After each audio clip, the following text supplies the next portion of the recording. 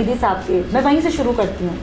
जब आपकी शादी हुई तो जब से ही ये काम शुरू किया या उसके बाद ख्याल है, हुआ कैसे, ये शुरू कैसे हुआ? मेरी शादी बाद में हुई है, पहले से इन्होंने शुरू कर दिया था। अच्छा, तो आपने सोचा था कि मैं एक ऐसे शख्स से शादी कर रही हूँ जो एक बिल्कुल ही बहुत बड़ी सोच रखता है, जिसका विजन ही कुछ और है? नहीं, कुछ समझ नहीं आती थी। यहाँ पे अस्पताल था, नर्सिंग होम था, नर्सिंग काम करने आते थे। अच्छा, पूरे इलाके की लड़कियाँ नर्सिंग में आती थी यहाँ पे। अच्छा, क्योंकि नर्सों की बहुत कमी थी, दवाखाने की कमी थी बहुत ज़्यादा, कोई सुई लगाने के लिए बंदा नहीं मिलता था। अच्छा, ड्रिप लगाने के लिए भी नहीं मिलता था। अच्छा, तो इन्होंने नर्सिंग होम खोला और पकड़ पकड़ के बोलते थे तुम काम करो, मैं तुमको सिखाऊंगा। तो आज वही सिलसिला चालू है।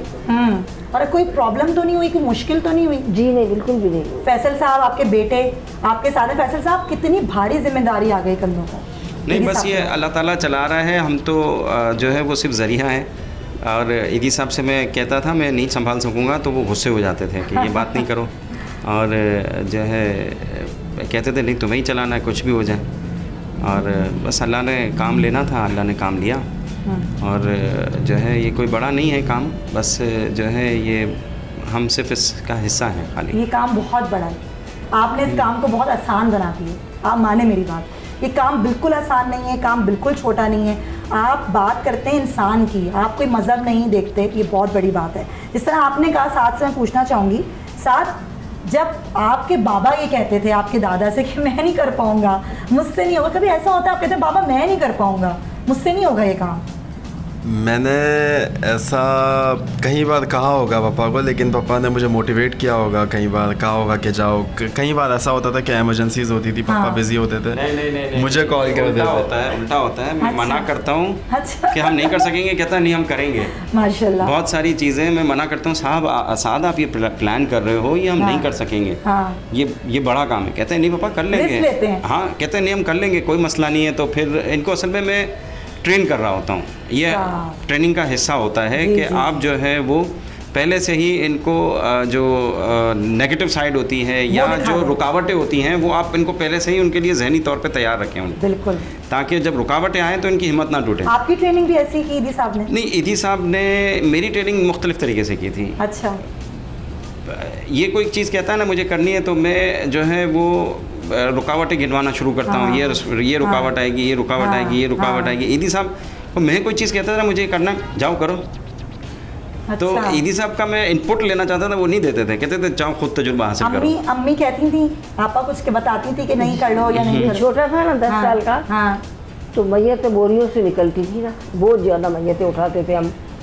बस समझो कि एक मुश्किल आ गई थी, बहुत बुरा। तो ये 10 साल की उम्र में अपने बाप के साथ चला गया और पुल के नीचे से बोरी उठाए और उल्टा किया, तो पूरा आदमी में कीड़े पड़े हुए थे, आदमी नहीं था यार। इसको बुखार इसको बुखार चढ़ा 104-105 और कप आ रहा था।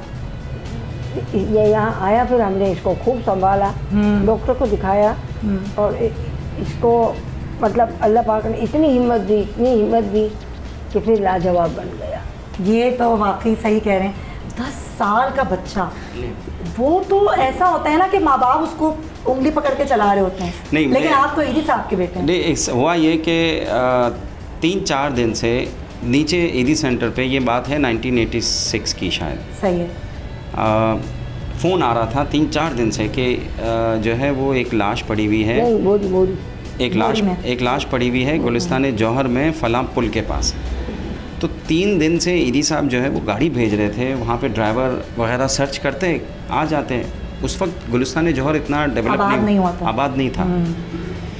फिर ईदी साहब ने कहा यार ये क्यों नहीं मिल रही, 2 दिन से जा रहे हैं, 2-3 दिन से जा रहे हैं। फिर ईदी साहब ने कहा मैं खुद जाता हूँ। अच्छा। तो ईदी साहब से मैंने ज़िद की कि ईदी साहब मैं भी आऊँगा। अच्छा। तो ईदी साहब समझे शायद कोई मजाक कर रहा है। अच्छा।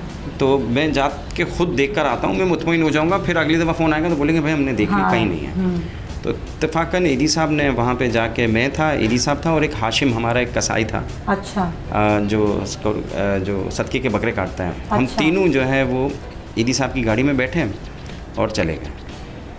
और वहाँ पे मतलब मुश्किल से हमने 10-15 मिनट ढूंढा होगा। हमें एक पुल नज़र आ गया जिसके पास से जिसके नीचे से ट्रेन गुजरती थी। अच्छा। और उस पुल के नीचे गिरी भी नहीं थी लाश, पुल के जो स्लोप होता है ना, जी जी जी जी, उस पर एक गठड़ी जो है वो बंधी हुई नज़र आई। ईदी साहब ने देखी, जाके चेक किया तो हकीकत में लाश थी वो। और फिर पुलिस को बुलाने गए, पुलिस आ गई तो फिर उसको खोला ना, तो वो गठरी खोली तो एक मतलब मेरे ख्याल से मुश्किल से 30 साल का जवान आदमी था, उसकी गर्दन काटी हुई थी। और ये आपने अपनी आंखों से देखा? मेरी आंखों से देखा। मैं डर गया, तो मुझे देखा ना ईदी साहब ने कि मैं खौफजदा हो गया। हाँ। तो ईदी साहब ने कहा, क्योंकि कच्चे थे वो रास्ते, सड़कें नहीं बनी हुई थी, तो गाड़ी थोड़ी सी दूर फासले पे खड़ी हुई थी। तो ईदी साहब ने कहा, फैसल तुम जाके गाड़ी में बैठ जाओ। मैं जाके गाड़ी में बैठ गया और हवा चल रही थी तो गाड़ी से कंकर जो होते हैं ना वो टकराते थे। तो मैं समझता था कोई आ गया मुझे काटने के लिए। उस घराने में आपने आँख खोली और उस जगह आपने परवरिश पाई, और ईदी साहब आपके दादा, जिनको पूरी दुनिया जानती है कि वो सिर्फ ये देखते हैं इंसान है, इंसान का बच्चा है और मैंने इसको देखना है। आपने जब यहाँ पर अपनी आँख खोली और आप बड़े होना शुरू हुए तो आपको कैसा लगा? क्या आपने बाबा की तरह कभी सोचा कि कभी आपको खौफ आया कि क्या करूँगा मैं, कैसे करूँगा मैं, या कभी दादी से बात की या कभी बाबा से बात की? देखिए, कभी कभार ऐसा होता था कि कोई इमरजेंसी में 2005 में जब ज़लज़ला आया था कश्मीर का, मैं 7 साल का था उस वक्त। अच्छा। और जो है ईदी साहब के साथ मैं कश्मीर भी गया था। अच्छा जी, ईदी साहब के साथ मैं कश्मीर भी गया था। पापा कुछ ज़्यादा टाइम रह के आए थे, ईदी साहब को फालिज भी था उस वक्त। आप 7 साल के थे? मैं 7 साल का था। गए उनके साथ? जी, मैं ईदी साहब के साथ कश्मीर भी गया था। और उसके बाद जो है कई ऐसे इंसिडेंट्स में जिसमें मैं गया हूँ। ट्रेन इंसिडेंट हुआ था सिंध के अंदर, वहाँ पे गया था मैं ईदी साहब के साथ, मेहराबपुर में जो हुआ था इंसिडेंट। वहाँ पे 3, 4, 5 दिन तक रहे थे हम लोग। उसके बाद जो है जिना के अंदर मेरे ख्याल से ब्लास्ट हुआ था, जिना हॉस्पिटल के अंदर। 10-12 साल का रहूँगा मैं, और वो ब्लास्ट जो है हमारे सामने हुआ था। आपने देखा? जी, हमारे सामने हुआ था। ईदी साहब थे, मैं था, मेरा कज़न था, हम 3 बंदे थे ईदी ख़ानदान के उस वक्त वहाँ पे। हम बच गए और आपके सामने ही सब कुछ? हमारे सामने बचाया अल्लाह ने, बिल्कुल बेशक। अहमद भी था, अली भी था, 4 बंदे थे। और उसके बाद फिर आपने वहाँ पर काम भी किया? जी, उस वक्त जो है तकरीबन आप समझ लें कि ब्लास्ट हमसे कोई 30 फुट की दूरी पे हुआ होगा, 30 फुट सामने। और आप इतने छोटे थे? 10-12 साल का। हाँ, छोटे थे। मैं ईदी साहब को पकड़ के खड़ा हुआ था। आप डर तो नहीं गए थे? उस वक्त मुझे समझ में नहीं आ रहा था, पापा भी कॉल कर रहे थे, अलग अलग कॉल्स आ रही थी। हाँ। तो मैंने बोला कि ब्लास्ट हो गया, मुझे कुछ समझ में नहीं आ रहा था। कान सुन हो जाते हैं, नहीं समझ आता कुछ भी। तो फिर जो है ना पापा आए, फिर पापा ने सारी चीज़ें संभाली।